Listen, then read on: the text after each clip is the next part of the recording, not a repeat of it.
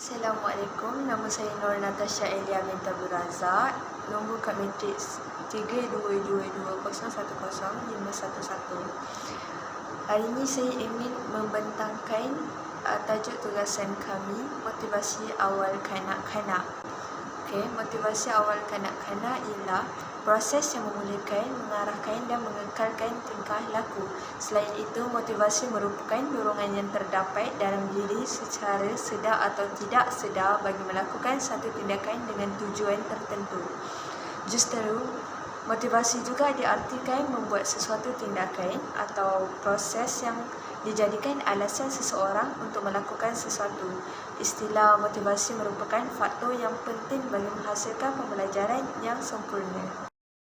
Assalamualaikum, saya Nur Natasha Safia binti Cik Rosbi. Nombor matriks saya 3222002561. Saya berbincangkan tentang jenis-jenis motivasi, iaitu terdapat 4 jenis-jenis motivasi. Yang pertama, intrinsik, yang kedua, ekstrinsik, yang ketiga, instrumental dan sosial. Yang pertama, motivasi intrinsik ialah bermaksud kecenderungan semula jadi manusia untuk mencari dan mengatasi cabaran semasa kita mengejar kepentingan pribadi. Seterusnya, apabila kita bermotivasi dengan cara intrinsik, kita tidak memerlukan insentif atau hukuman kerana aktiviti itu sendiri memuaskan dan memberi ganjaran. Contoh, seorang pelajar mungkin belajar bersungguh-sungguh untuk ujian kerana menikmati kandungan khusus.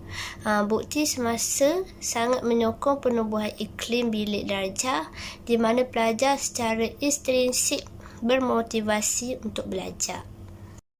Yang kedua, motivasi ekstrinsik. Motivasi ekstrinsik telah dikaitkan dengan emosi negatif, pencapaian akademik yang lemah dan strategi pembelajaran maladaptif.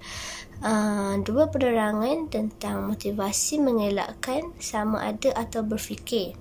Penjelasan pertama ialah aktiviti kita jatuh mengikut kesinambungan daripada penentuan diri sepenuhnya kepada ditentukan oleh orang lain. Dan terdapat jenis-jenis emosi ekstrinsik, iaitu 3. Yang pertama, peraturan luaran, iaitu dikawal sepenuhnya oleh akibat luar.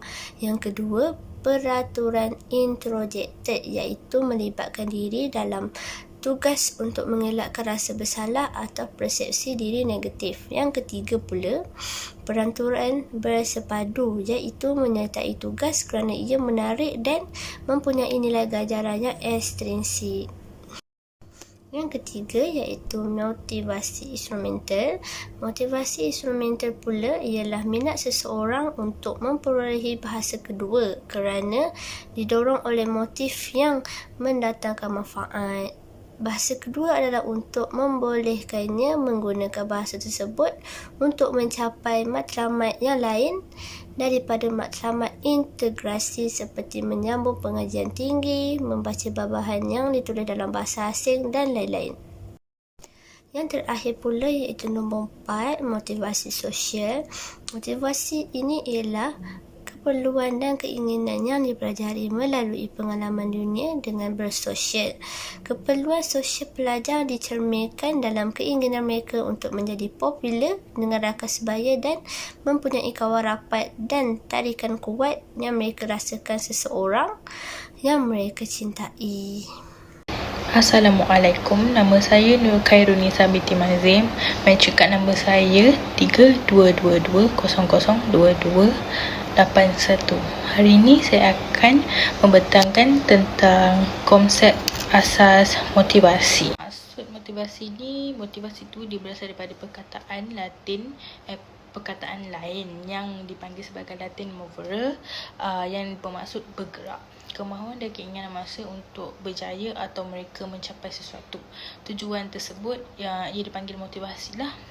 Istilah ini memberikan makna dan mendorong, mengarah dan juga mengekalkan sesuatu tingkah laku. Contohnya macam, maksudnya daripada sini kita dapat tahu yang kita kena selalu bagi motivasi dekat orang supaya mereka akan rasa yakin untuk memakai, maksud saya macam untuk mengekalkan sesuatu apa yang mereka telah lakukan dan apa yang mereka buat lah. Teori motivation ni terbagi pada 4, iaitu teori biopsychosocial, teori kebangkitan, teori psychosocial dan juga teori drive reduction. Kita akan pergi teori yang pertama, iaitu teori biopsychosocial. Okey, teori bio ni dia di sebahagian daripada kamus yang dihasilkan oleh Royal Spanish Academic. Okey, yang bermaksud RAE lah. Okey, seterusnya bio dan psychosocial ni dia ada maksud dia. Contoh macam maksud bio tu ia merujuk kepada kehidupan, manakala psycho tu pula dia rujuk kepada psikologi lah. Dia untuk psychosocial ni dia untuk mengaktifkan minda atau perkara di dalam jiwa. Okey, sosial pula berkaitan dengan masyarakat. Contohnya macam komuniti dan individu berkongsi budaya.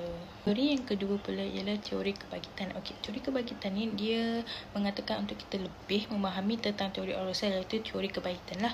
Kita harus memahami maksud istilah Orosel. Okey, istilah ini mempunyai dua maksud. Maksud yang pertama ialah untuk merangsang dan yang kedua pula untuk mengujakan. Ketiga ialah itu teori psychosocial. Okey, teori psychosocial ni dia berasal dari kata psycho dan social. Okey, psycho dan social ni dia ada maksud dia sendiri. Okey, kalau psycho dia merujuk kepada aspek psikologi lah, dari segi pemikiran, perasaan dan perilaku seseorang tu.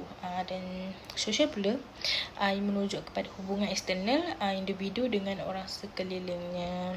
Okey, maksud keseluruhan psikososial ni macam kita manusia boleh tahu perasaan mereka, apa yang mereka fikirkan, apa yang mereka sedang buat dari segi body language mereka sendiri. Teori yang keempat ialah teori motivasi drive reduction. Okey, teori ini menerangkan bahawa tingkah laku muncul daripada sesuatu keperluan. Okey, ini digunakan istilah teori drive ni untuk merujuk kepada keadaan lah, sama ada keadaan ketegangan itu dan juga keadaan ketidakselaan itu dicetuskan oleh keperluan fisiologi atau biologi seseorang seperti lapar dan dahaga. Jadi daripada teori drive reduction ni, Hull dia membuat satu eksperimen lah kepada manusia. Assalamualaikum, nama saya Hanan Nuraisha binti Jumali. Nombor kad matrik saya adalah 3222002171. Baiklah, ini adalah bahagian saya, iaitu saya akan membentangkan tentang faktor-faktor motivasi. Baiklah, faktor-faktor motivasi ni dia terbahagi kepada 4 bahagian. Yang pertama, faktor motivasi dengan minat. Yang kedua, faktor motivasi dengan naluri inquiry. Yang ketiga, faktor motivasi dengan desakan dan keperluan. Dan yang terakhir adalah faktor motivasi dengan sikap, harapan dan aspirasi. Baiklah, saya akan menerangkan lebih lanjut tentang faktor-faktor motivasi tersebut. Yang pertama adalah faktor motivasi dengan minat. Faktor motivasi dengan minat ni, dia bermaksud minat yang tinggi dalam sesuatu mata pelajaran akan meningkatkan juga motivasi pelajar tersebut untuk berusaha sungguh-sungguh dalam mendapatkan pengetahuan dalam diri. Perkara ini dapat ditekankan bahawa minat merupakan sesuatu aktiviti. Baiklah, saya akan berikan satu contoh. Contohnya adalah terdapat seorang pelajar yang dia sangat meminati bahasa English, tapi dia tidak begitu fasih dalam bahasa English tersebut. Jadi, dia akan memotivasikan diri dia untuk dia mendalami dan menguasai bahasa English tersebut dengan cara dia akan membaca buku English, dia akan menonton cerita ataupun movie yang berbahasa English tapi tanpa melihat kata terjemah. Dari situ dia dapat meningkatkan motivasi diri dia dengan minat yang dia sedia ada. Baiklah, seterusnya yang kedua adalah faktor motivasi dengan naluri inquiry. Perkara ini dapat disimpulkan faktor motivasi yang berdasarkan keingintahuan secara naluri tersebut tercetus berlaku disebabkan daripada rangsangan sekeliling. Baiklah, dekat sini saya akan berikan contoh kanak-kanak. Kanak-kanak ni pada awal usia, mereka akan banyak bertanya kepada orang yang lebih dewasa. Perkara tersebut berlaku disebabkan motivasi mereka ingin tahu lebih lanjut tentang perkara yang ada sekeliling mereka. Sebabkan itulah mereka suka banyak bertanya. Baiklah, seterusnya yang ketiga adalah faktor desakan dan keperluan. Desakan ialah tindakan atau perubahan tingkah laku akibat keperluan fisiologi yang tidak dipenuhi.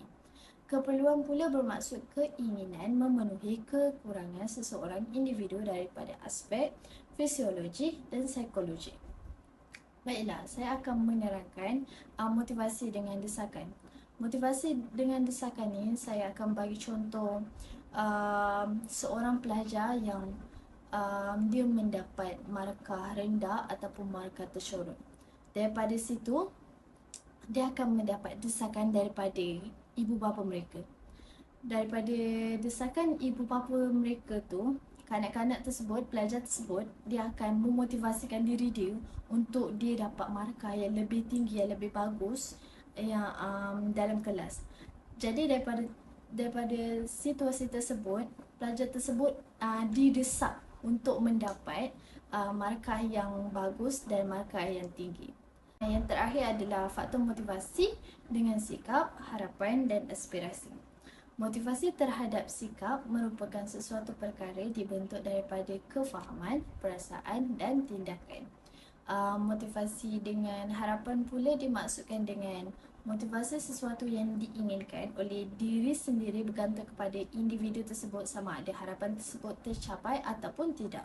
Dan motivasi terhadap aspirasi adalah keinginan, harapan dalam diri pelajar terhadap sesuatu yang lebih tinggi daripada statusnya. Pelajar yang mempunyai aspirasi yang tinggi akan mempunyai dorongan motivasi yang lebih tinggi. Seperti yang saya kata tadi, jika pelajar tersebut mempunyai masalah dengan mata pelajaran mereka dalam kelas, motivasi aspirasi ini akan memberi motivasi kepada kanak-kanak tersebut untuk dia target lebih tinggi. Dia akan berusaha, dia akan memotivasikan diri dia untuk dia mendapat markah yang lebih bagus, lebih tinggi daripada kawan-kawan dia. Jadi daripada situ dia memotivasikan diri dia untuk belajar bersungguh-sungguh. Dia akan bersikap lebih fokus, akan bersikap lebih tekun dalam mata pelajaran mereka. Jadi disebabkan itu, dia akan berkaitkan dengan harapan. Jadi dekat situ dia akan motivasikan kalau dia dapat ataupun tak dapat dapat ataupun tak dapat markah yang bagus, tapi dia dah berharap yang lebih tinggi. Jadi dia tak kisah sama ada dia dapat ataupun maksud saya tercapai ataupun tidak tercapai, sebab dia dah bermotivasikan untuk mendapat markah yang lebih bagus. Seterusnya adalah implikasi teori motivasi dalam pendidikan awal kanak-kanak. Baiklah, melalui pertanyaan kanak-kanak, mereka dapat meningkatkan pendekatan diri mereka dengan pengetahuan dan pembelajaran secara menarik. Motivasi intrinsik adalah kecenderungan manusia semula jadi untuk mencari dan menguasai cabaran dan menjalankan keupayaan kita, iaitu kanak-kanak. Seterusnya, proses pembelajaran perlu disertakan dengan unsur imajinasi dalam pembelajaran dan pengajaran agar mendapat meningkatkan pemikiran kanak-kanak. Sekian daripada saya.